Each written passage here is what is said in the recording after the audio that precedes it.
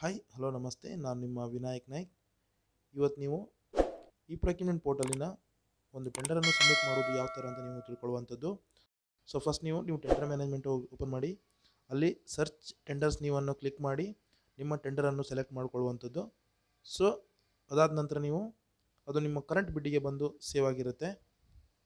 So ಅಲ್ಲಿ ನೀವು ನೋಡುವಂಥದ್ದು first serial number, tender name ಹಾಗೂ ಟೆಂಡರ್ ಟೈಟಲ್ಸ್ ಹಾಗೂ ಬಿಡ್ ನಂಬರ್ ಹಾಗೂ bid created date and bid status ಅಂದರೆ ಡ್ರಾಫ್ಟ್ ಆಗಿದೆ. ಸೊ ಸಬ್ಮಿಟ್ ಮಾಡಿದ್ಮೇಲೆ ಅದು ನಿಮಗೆ ಸಬ್ಮಿಟೆಡ್ ಅಂತ ಬರುತ್ತೆ. So next time left for the bid submission ಅಂತ ಇದೆ. ಸೊ ಎಷ್ಟಿದೆ, 10 days 4 hours ಇದೆ. ನೆಕ್ಸ್ಟ್ ಆ್ಯಕ್ಷನ್ ಅಂತ ಇದೆ ಲಾಸ್ಟ್. ಸೊ ಆ್ಯಕ್ಷನ್ ಕೆಳಗಡೆ ಒಂದು ಬುಕ್ ಕಾಣ್ತಾ ಇದೆಯಲ್ಲ, ಅದ್ರ ಮೇಲ್ಗಡೆ ಕ್ಲಿಕ್ ಮಾಡುವಂಥದ್ದು. ನೀವು ಅಲ್ಲಿ click here to edit the bid ಅಂತ ಇದೆ. ಸೊ ಅದನ್ನು ಕ್ಲಿಕ್ ಮಾಡಿದ ಮೇಲೆ ನೀವು ಬಿಡ್ ಸಬ್ಮಿಷನ್ ಮಾಡುವಂಥ ವಿಂಡೋಗೆ ಹೋಗ್ತೀರಾ. ಸೊ ನೀವು ಫಸ್ಟ್ ಬಿಡ್ ಸಬ್ಮಿಷನ್ ವಿಂಡೋಗೆ ಹೋದ್ಮೇಲೆ ಅಲ್ಲಿ ಟೆಂಡರ್ ನಂಬರ್ ಹಾಗೆ ಡಿಪಾರ್ಟ್ಮೆಂಟ್ ಹಾಗೂ ಟೆಂಡರ್ ಟೈಟಲ್ ನೇಮ್ ಹಾಗೂ ಅಮೌಂಟ್ ಎಷ್ಟಿದೆ ಅಂತ ನಿಮಗೆ ಅಲ್ಲಿ ಕಾಣ್ತಾ ಇದೆ. ಸೊ ನೆಕ್ಸ್ಟ್ ನಿಮಗೆ ವ್ಯೂ ಟೆಂಡರ್ ಡೀಟೇಲ್ಸ್ ಹಾಗೂ ಡೌನ್ಲೋಡ್ ಟೆಂಡರ್ ಡಾಕ್ಯುಮೆಂಟ್ಸ್ ಅಂತ ಇದೆ. ಇಲ್ಲಿ ನಿಮಗೆ ಟೆಂಡರ್ದು ಪ್ರತಿಯೊಂದು ಡೀಟೇಲ್ಸನ್ನು ನೋಡ್ಬೋದು. ಹಾಗೂ ಡೌನ್ಲೋಡೆಡ್ ಟೆಂಡರ್ ಡಾಕ್ಯುಮೆಂಟ್ಸ್ ಅಂತ ಹೇಳಿದ್ರೆ ನೀವು EMD ಡಿಕ್ಲರೇಷನ್ ಫಾರ್ಮ್ ಕೂಡ ಅಲ್ಲೇ ಸಿಗುತ್ತೆ. ಇದನ್ನು ನೀವು ಪ್ರಿಂಟ್ ತೆಗೆದು ಫಿಲಪ್ ಮಾಡಿ ನೀವು ಇಲ್ಲಿ ಕೆಳಗಡೆ ಅಪ್ಲೋಡ್ ಮಾಡ್ಬೋದು. ಸೊ ಇದಾದ ನಂತರ ನಿಮಗೆ ಸಿಗುವಂಥದ್ದು tender processing fee. So tender processing fee ಅಂದರೆ ನಾನು ಆಲ್ರೆಡಿ ಪೇಮೆಂಟ್ ಮಾಡಿದ್ದೀನಿ, ಯಾಕಂದರೆ ಅದು ತುಂಬ ಟೈಮ್ ತೊಗೊಳ್ಳೋದ್ರಿಂದ ನಾನು ಮೊದಲೇ ಪೇಮೆಂಟ್ ಮಾಡಿದ್ದೀನಿ. ಸೊ EMD ಪೇಮೆಂಟ್ ಕೂಡ ಇವಾಗ ಇರುವುದಿಲ್ಲ. So next general conditions of eligibility. So ಇದನ್ನು ನಾನು ಇವಾಗ ಕ್ಲಿಕ್ ಮಾಡಿಬಿಟ್ಟು ಯಾವ ಥರ ಮಾಡೋದು ಅಂತ ತಿಳಿಸ್ಕೊಡ್ತೀನಿ. ಫಸ್ಟ್ ನೀವು ಜನರಲ್ ಕಂಡೀಷನ್ಸ್ ಆಫ್ ಎಲಿಜಿಬಿಲಿಟಿ ಅಂತ ಇದೆ, ಅಲ್ಲಿ ಕ್ಲಿಕ್ ಮಾಡಿದ್ಮೇಲೆ ಪ್ರತಿಯೊಂದು ಟರ್ಮ್ಸನ್ನು ಕೂಡ ನೀವು ಎಸ್ ಅಂತ ಸೆಲೆಕ್ಟ್ ಮಾಡಬೇಕು. ಇವಾಗ ನಾವು ಆಲ್ರೆಡಿ ಮಾಡ್ತಾ ಇದ್ದೀನಿ. ಸೊ ಎಲ್ಲ ಕೂಡ ನೀವು ಎಸ್ ಅಂತ ಕೊಡಬೇಕು. ಇದು ಎಲ್ಲ ಟೆಂಡರಿಗೂ ಸೇಮ್ ಇರುತ್ತೆ. ಸೊ ಸೇವ್ ಅಂತ ಕೊಡಬೇಕು. ಫೈನಲಿ ಸೇವ್ ಅಂತ ಕೊಟ್ಟ ತಕ್ಷಣ ನಿಮಗದು ಸೆಕೆಂಡ್ ಒಂದು ಆಪ್ಷನ್ ಕೂಡ ಗ್ರೀನ್ ಆಗಿ ಬರುತ್ತೆ. ಸೊ ಥರ್ಡ್ ಬಂದುಬಿಟ್ಟು ಅಪ್ಲೋಡೆಡ್ ಬಿಡ್ ಡಾಕ್ಯುಮೆಂಟ್ಸ್ ಯಾವ ಥರ ಅಪ್ಲೋಡ್ ಮಾಡೋದು ಅಂತ. ಸೊ ಅದನ್ನು ನೀವು ಕ್ಲಿಕ್ ಮಾಡಿದ ಮೇಲೆ ಸೊ ನಿಮಗೆ ಫಸ್ಟ್ ಕಂಪನಿ ರಿಜಿಸ್ಟ್ರೇಷನ್ ಸರ್ಟಿಫಿಕೇಟ್ ಸಿಗುತ್ತೆ. ಅದನ್ನು ಕ್ಲಿಕ್ ಮಾಡಿ, ಕಂಪನಿ ರಿಜಿಸ್ಟ್ರೇಷನ್ ಸರ್ಟಿಫಿಕೇಟ್ ಅದನ್ನು ಕ್ಲಿಕ್ ಮಾಡಿ. ನಾನು ನನ್ನ ಫೋಲ್ಡರಲ್ಲಿ ಪ್ರತಿಯೊಂದನ್ನು ಕೂಡ ಅಲ್ಲಿ ಸೆಲೆಕ್ಟ್ ಮಾಡಿ ಇಟ್ಕೊಂಡಿದ್ದೀನಿ. ಸೊ ಅದಲ್ಲಿ ಆರಾಮಾಗಿ ಬರುತ್ತೆ.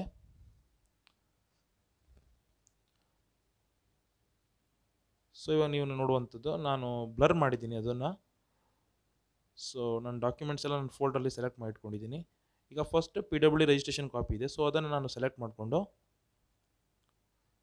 ಅದನ್ನು ಲಾಸ್ಟ್ ಬಂದುಬಿಟ್ಟು ರಿಮಾರ್ಕ್ ಪಕ್ಕ ಇರೋ ಆ್ಯಕ್ಷನಲ್ಲಿ ಅಪ್ಲೋಡೆಡ್ ಡಾಕ್ಯುಮೆಂಟ್ ಅಂತ ಕೊಡ್ತೀನಿ. ಸೊ ಅದು ಅಪ್ಲೋಡ್ ಡಾಕ್ಯುಮೆಂಟ್ ಕೊಟ್ಟಾಗ ಅದು ಅಲ್ಲಿ ಅಪ್ಲೋಡ್ ಆಗಿ ಸೇವ್ ಆಗುತ್ತೆ. ಸೊ ಅಲ್ಲಿ ರಿಮಾರ್ಕ್ ಅಂತ ಒಂದು ಆಪ್ಷನ್ ಕಾಣ್ಬೋದು. ನೀವು ಅಲ್ಲಿ ಅದನ್ನೇ ಮೆನ್ಷನ್ ಮಾಡ್ಬೋದು, PWD ರಿಜಿಸ್ಟ್ರೇಷನ್ ಕಾಪಿ ಅಂತ. ಸೊ ಮಾಡ್ಬೋದು, ಮಾಡ್ದೇನೂ ಕೂಡ ಇರ್ಬೋದು. ಸೊ ನೆಟ್ವರ್ಕಿಂದ ಸ್ವಲ್ಪ ಲೇಟ್ ಆಗುತ್ತೆ ಅಪ್ಲೋಡ್ ಆಗಲಿಕ್ಕೆ. ನೀವು ಸ್ವಲ್ಪ ವೇಟ್ ಮಾಡಬೇಕಾಗತ್ತೆ. ಸೊ ಇವಾಗ PWD ರಿಜಿಸ್ಟ್ರೇಷನ್ ಕಾಪಿ ಅಪ್ಲೋಡ್ ಆಗಿದೆ. So next annual turn over certificate ಇದೆ. ಸೊ ನಾನು ಏನು ಮಾಡ್ತೀನಿ, ಒಂದು ಆಡಿಟ್ ರಿಪೋರ್ಟ್ ಅಂತ ಒಂದು ಫೈಲ್ ಮಾಡಿಟ್ಟಿದ್ದೀನಿ, ಜಿಪ್ ಫೈಲು. ಸೊ ಅದನ್ನು ನಾನು ಸೆಲೆಕ್ಟ್ ಮಾಡಿಬಿಟ್ಟು ಆಡಿಟ್ ರಿಪೋರ್ಟ್ ಅಂತ ಇದೆ, ಅದನ್ನು ಸೆಲೆಕ್ಟ್ ಮಾಡಿಬಿಟ್ಟು ಓಪನ್ ಅಂತ ಕೊಡೋದು. ಸೊ ಅವಾಗ ಅದು ಇಲ್ಲಿ ಬ್ರೌಸ್ ಆಗುತ್ತೆ. ಸೊ ಆಮೇಲೆ ಆ್ಯಕ್ಷನ್ ಕೆಳಗಡೆ ಬಂದುಬಿಟ್ಟು ಅಪ್ಲೋಡ್ ಡಾಕ್ಯುಮೆಂಟ್ ಕೊಟ್ಬಿಟ್ರೆ ಆಯಿತು. ಇದು ಕೂಡ ತುಂಬ ಈಸಿ ಪ್ರೊಸೆಸ್ಸು. ಇದನ್ನು ನೀವು ಮೊದಲೇ ಟೆಂಡರ್ ನೋಡಿಬಿಟ್ಟು ಯಾವ ಡಾಕ್ಯುಮೆಂಟ್ಸ್ ಬೇಕು ಅಂತ ಅದನ್ನು ನೀವು ರೆಡಿ ಮಾಡಿ ನಿಮ್ಮ ಒಂದು ಸಿಸ್ಟಮಲ್ಲಿ ನಿಮ್ಮ ನೇಮಲ್ಲೇ ಫೋಲ್ಡರ್ ಕ್ರಿಯೇಟ್ ಮಾಡಿ ಇಟ್ಕೊಳ್ಳಿ. ಸೊ ಅಲ್ಲಿ ನಿಮ್ಮದು ಪ್ರತಿಯೊಂದು ಡಾಕ್ಯುಮೆಂಟ್ಸ್ ಕೂಡ ಅದರಲ್ಲಿ ಹಾಕಿ ಇಟ್ಕೊಂಡು ನೀವು ಆಮೇಲೆ ಇಲ್ಲಿ ಲಾಗಿನ್ ಆಗಿ ಬ್ರೌಸ್ ಕೊಟ್ಟು ಅಪ್ಲೋಡ್ ಮಾಡ್ಬೋದು.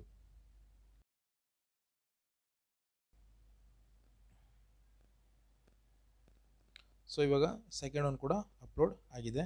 Similar nature of work done certificate ಅಂತ ಇದೆ. ಸೊ ನಾನು ವರ್ಕ್ ಡನ್ ಅಂತ ಒಂದು ಫೈಲ್ ಇದೆ. ಸೊ ವರ್ಕ್ ಡನ್ನ ಸೆಲೆಕ್ಟ್ ಮಾಡಿ ಓಪನ್ ಅಂತ ಕೊಡ್ತೀನಿ. ಸೊ ಓಪನ್ ಕೊಟ್ಬಿಟ್ಟು ಸೈಡಿಗೆ ಆ್ಯಕ್ಷನ್ ಹತ್ರ ಬಂದು ಅಪ್ಲೋಡ್ ಡಾಕ್ಯುಮೆಂಟ್ ಅಂತ ಕೊಡ್ತೀನಿ. ಇವಾಗ 3 ಆಪ್ಷನ್ ಆಯಿತು. ಇವಾಗ ನೆಕ್ಸ್ಟ್ LOC ಅಂತ ಇದೆ, ಲಿಕ್ವಿಡ್ ಅಸೆಟ್ಸು. ಸೊ ಇದು 30% ಆಫ್ ದಿ ಎಸ್ಟಿಮೇಟೆಡ್ ಕಾಸ್ಟ್ ಆಗಿರುತ್ತೆ. ಸೊ ಅದನ್ನು ಕೂಡ ಮಾಡಿದ್ದೀನಿ ನಾನು. LOC ಅಂತ ಇದೆ, ಮಾಡಿಬಿಟ್ಟು ಅಲ್ಲಿ ಸ್ಕ್ಯಾನ್ ಮಾಡಿ ಇಟ್ಕೊಂಡಿದ್ದೀನಿ. ಸೊ ಅದನ್ನು ಹಾಕಿಬಿಟ್ಟು ಅಪ್ಲೋಡ್ ಡಾಕ್ಯುಮೆಂಟ್ ಅಂತ ಕೊಡ್ತೀನಿ.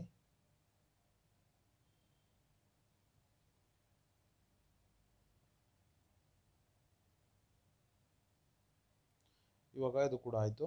So next additional technical documents ಅಂತ ಇರುತ್ತೆ. ಸೊ ಅದನ್ನು ಕೂಡ ನೀವು ಅಪ್ಲೋಡ್ ಮಾಡಬೇಕು. ಯಾಕಂತ ಹೇಳಿದ್ರೆ ನಿಮ್ಮದು ಪಾನ್ ಕಾರ್ಡು, GST ಮತ್ತು ನಿಮ್ಮದು ಅಡ್ರೆಸ್ನು in case main upload technical ಡಾಕ್ಯುಮೆಂಟ್ಸಲ್ಲಿ ಕೇಳಿಲ್ಲ ಅಂದರೆ ನೀವಿಲ್ಲಿ ಅಡಿಷ್ನಲ್ ಟೆಕ್ನಿಕಲ್ ಡಾಕ್ಯುಮೆಂಟ್ಸಲ್ಲಿ ಅಪ್ಲೋಡ್ ಮಾಡಲೇಬೇಕು, ಇನ್ ಕೇಸ್ ಕೇಳಿಲ್ಲ ಅಂದರು, ಯಾಕಂದರೆ ಅದು ಮೇನ್ ಇಂಪಾರ್ಟೆಂಟ್. ಸೊ ನೀವು ಅಡಿಷ್ನಲ್ ಟೆಕ್ನಿಕಲ್ ಡಾಕ್ಯುಮೆಂಟ್ಸಲ್ಲಿ ನಿಮ್ಮದು ಆಧಾರ್, ಪಾನ್ ಕಾರ್ಡ್ ಹಾಗೂ ನಿಮ್ಮ GST ಅನ್ನು ಕಂಪಲ್ಸರಿ ನೀವು ಹಾಕಲೇಬೇಕು. ಆಧಾರ್ ಕಾರ್ಡ್ ಅಂದರೆ ಅಡ್ರೆಸ್ ಪ್ರೂಫಿಗೆ, ನಿಮ್ಮ ಲೆಟರ್ ಹೆಡನ್ನು ಕೂಡ ನೀವು ಅಲ್ಲಿ ಹಾಕ್ಬೋದು. ಸೊ ಇವಾಗ ನಾನು ನನ್ನ ಪಾನ್ ಮತ್ತು GST ಅನ್ನು ತೊಗೋತೀನಿ, ತೊಗೊಂಡು ಓಪನ್ ಅಂತ ಕೊಡೋದು. So next add A document. So ಅದನ್ನು ಕೂಡ ನಾನು ಅಪ್ಲೋಡ್ ಮಾಡಿದ್ದೀನಿ. ಸೊ ಇನ್ ಕೇಸ್ ಏನಾಗುತ್ತೆ, ಡಾಕ್ಯುಮೆಂಟ್ಸ್ ಅವರು ಒಂದು 3 to 4 ಅಷ್ಟೇ ಕೇಳ್ತಾರೆ. ಮೇನ್ ಅಂದರೆ ರಿಜಿಸ್ಟ್ರೇಷನ್ ಕಾಪಿ, ಟರ್ನ್ ಓವರ್ಸು ಹಾಗೂ ವರ್ಕ್ ಡನ್ನು ಹಾಗೂ LOC.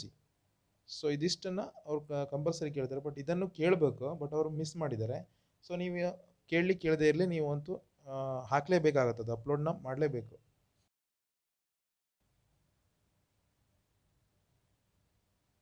ಇವಾಗ ಪಾನ್ ಮತ್ತು GST ಕೂಡ ಅಪ್ಲೋಡ್ ಆಗಿದೆ. ಸೊ ಇವಾಗ ನೆಕ್ಸ್ಟ್ ನಾನು ಅಡ್ರೆಸ್ಸನ್ನು ಆ್ಯಡ್ ಮಾಡ್ತೀನಿ.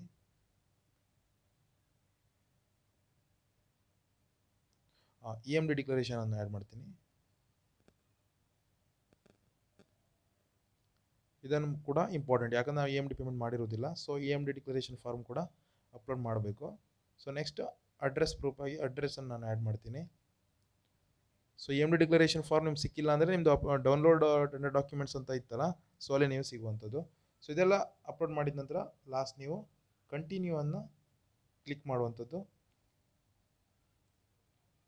ಸೊ ನಿಮ್ಮದು ಅಪ್ಲೋಡ್ ಬಿಡ್ ಡಾಕ್ಯುಮೆಂಟ್ ಇವಾಗ ಕಂಪ್ಲೀಟ್ ಆಗಿದೆ. ನೆಕ್ಸ್ಟ್ ಐಟಮ್ ವೈಸ್ ಬಿಡ್ ಫೈನಾನ್ಷಿಯಲ್ ಆಫರ್. ಸೊ ನೀವು ರೇಟ್ ಅಪ್ಲೋಡ್ ಮಾಡುವಂಥದ್ದು ಇವಾಗ. ಸೊ ಪೇವರ್ ಇಂಟರ್ಲ್ಯಾಕ್ ಪೇವರ್ ಕುಳಿಸುವಂಥ ಕಾಮಗಾರಿ ಇದು. ಸೊ ಇದನ್ನು ನಾನು ಕ್ಲಿಕ್ ಮಾಡಿದ್ದೀನಿ ಇವಾಗ ಆ್ಯಕ್ಷನ್ ಹತ್ರ. ಸೊ ಇವಾಗ ಶೆಡ್ಯೂಲ್ ಐಟಮ್ ಬಂತು ನಿಮ್ಗೆ ಇವಾಗ. ಸೊ ನೀವು ಇವಾಗ ಪ್ರತಿಯೊಂದು ಐಟಮ್ದು ರೇಟನ್ನು ನೀವು ಕೋಟ್ ಮಾಡ್ಬೋದು.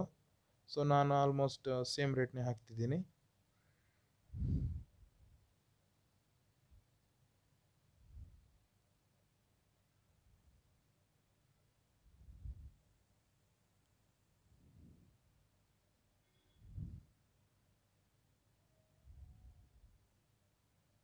ಸೊ ರೇಟ್ ಎಲ್ಲ ಹಾಕಿದ ಮೇಲೆ ಲಾಸ್ಟಿಗೆ ಟೋಟಲ್ ಫಿಗರ್ ಅಮೌಂಟ್ ನೀವು ನೋಡ್ಕೊಳ್ಬೇಕು.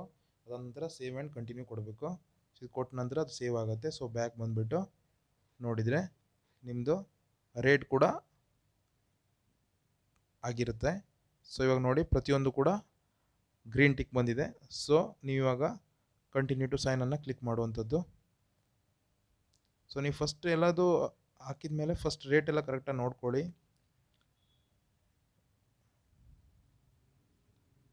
ಕಂಟಿನ್ಯೂ ಟು ಸೈನ್ ಕೊಟ್ಟಿದ್ದೀನಿ. ಸೊ ನಾನು ಮೋಸ್ಟ್ಲಿ ಡಿಕ್ಲರೇಷನ್ನ ಕೊಟ್ಟಿಲ್ಲ, ಆಕ್ಸೆಪ್ಟ್ ಮಾಡಿಲ್ಲ. ಓಕೆ, ಡಿಕ್ಲರೇಷನ್ ಕ್ಲಿಕ್ ಮಾಡಿದ್ದೀನಿ. ಇವಾಗ ಅದು ಟಿಕ್ ಮಾಡಿಲ್ಲಾಗಿತ್ತು. ಓಕೆ, ಟಿಕ್ ಮಾಡಿ ಸೇವ್ ಆ್ಯಂಡ್ ಕಂಟಿನ್ಯೂ. ಸೊ ಇದಾದ ನಂತರ ನೀವು ಕಂಟಿನ್ಯೂ ಟು ಸೈನ್ ಅಂತ ಕೊಡ್ಬೋದು. ಬಿಫೋರ್ ದಟ್ ನೀವೆಲ್ಲ ಡಾಕ್ಯುಮೆಂಟ್ಸು ಮತ್ತು ರೇಟನ್ನು ಕನ್ಫರ್ಮ್ ಮಾಡಿಕೊಂಡೇ ನೀವು ಕಂಟಿನ್ಯೂ ಟು ಸೈನ್ ಮಾಡಬೇಕು. ಸೊ ಇದೆಲ್ಲ ಸೆಕ್ಯೂರಿಟಿ ಪ್ರಿಫರೆನ್ಸ್ ಇರುತ್ತೆ. Do you want to continue? So you can continue. Sign and encrypt. Okay, ಆವಾಗ ಕೀ ಡಿಟೆಕ್ಟ್ ಆಗುತ್ತೆ. ಸೊ ನಿಮ್ಮದು ಯಾವ ಕೀ ಅಂತ ನೀವು ಸೆಲೆಕ್ಟ್ ಮಾಡಿಕೊಂಡು, ನನ್ನ ಹೆಸರದೇ ನಾನು ಸೆಲೆಕ್ಟ್ ಮಾಡಿದ್ದೀನಿ. ಇವಾಗ ಓಕೆ ಅಂತ ಕೊಡುವಂಥದ್ದು. ಸೊ ಎನ್ಕ್ರಿಪ್ಷನ್ ಕಂಪ್ಲೀಟ್ ಆಗಿದೆ. ಸೊ ನಿಮಗೆ ಎನ್ಕ್ರಿಪ್ಷನ್ ಈ ಥರ ಬರ್ತಾ ಇಲ್ಲ ಅಂತ ಹೇಳಿದ್ರೆ ಡ್ಯಾಶ್ಬೋರ್ಡು. ಸೊ ನೀವು ನನ್ನ ಪ್ರೀವಿಯಸ್ ವಿಡಿಯೋದಲ್ಲಿ ನಾನು ಡಿಜಿಟಲ್ ಸಿಗ್ನೇಚರ್ ಕಾನ್ಫಿಗರೇಷನ್ ಬಗ್ಗೆ ಕೂಡ ಮಾಡಿದ್ದೀನಿ. ಸೊ ನೆಕ್ಸ್ಟ್ ಸಬ್ಮಿಟ್ ಬಿಡ್ ಅಂತ ನೀವು ಕೊಡುವಂಥದ್ದು. ಸೊ ನೋಡಿ ಇವಾಗ ಯುವರ್ ಬಿಡ್ has been submitted successfully. The ಬಿಡ್ ರೆಫರೆನ್ಸ್ ನಂಬರ್ ಈಸ್ B4657608 ಅಂತ ಬಂದಿದೆ. ಸೊ ನಿಮ್ಮ ಬಿಡ್ ಇವಾಗ ಸಬ್ಮಿಟ್ ಆಗಿದೆ. ಸೊ ನೀವಾಗ ಕ್ಲೋಸ್ ಅಂತ ಕೊಡಿ. ಸೊ ನೆಕ್ಸ್ಟ್ ನಿಮ್ಮ ಟೆಂಡರ್ ಮ್ಯಾನೇಜ್ಮೆಂಟ್ ಮೈ ಬಿಡ್ಸಲ್ಲಿ ಹೋಗಿ ಮೈ ಕರೆಂಟ್ ಬಿಡನ್ನು ಚೆಕ್ ಮಾಡಿ. ಸೊ ನೀವು ಮೈ ಕರೆಂಟ್ ಬಿಡನ್ನು ಚೆಕ್ ಮಾಡಿದ ಮೇಲೆ ನಿಮಗೆ ಇದು ಸಬ್ಮಿಟ್ ಆಗಿರೋದು ಕಾಣಿಸ್ತದೆ. ಬಿಡ್ ಸ್ಟೇಟಸ್ ರಿಸೀವ್ಡು, ಹಾಗೆ ಬಿಡ್ ಕೂಡ ಸಬ್ಮಿಟ್ ಆಗಿದೆ. ಸೊ ಈ ವಿಡಿಯೋದಲ್ಲಿ ನೀವು ಯಾವ ಥರ ಸಬ್ಮಿಟ್ ಮಾಡೋದು ಅಂತ ನಾನು ತಿಳಿಸ್ಕೊಟ್ಟಿದ್ದೀನಿ. ಸೊ ಇನ್ನೇನಾದರೂ ಡೌಟ್ ಇದ್ದರೆ ಕಮೆಂಟ್ ಮಾಡಿ. ಹಾಗೂ ಈ ಪ್ರೊಕ್ಯೂರ್ಮೆಂಟ್ ಮತ್ತು ಡಿಜಿಟಲ್ ಸಿಗ್ನೇಚರ್ ರಿಜಿಸ್ಟ್ರೇಷನ್ಗಾಗಿ ಇಲ್ಲಿ ಕಾಣ್ತಾ ಇರುವಂಥ ನಂಬರಿಗೆ ಕಾಂಟ್ಯಾಕ್ಟ್ ಮಾಡಿ ಮತ್ತು ತಪ್ಪದೇ ನಮ್ಮ ಚಾನಲನ್ನು ಸಬ್ಸ್ಕ್ರೈಬ್ ಮಾಡ್ಕೊಳ್ಳಿ. Thank you.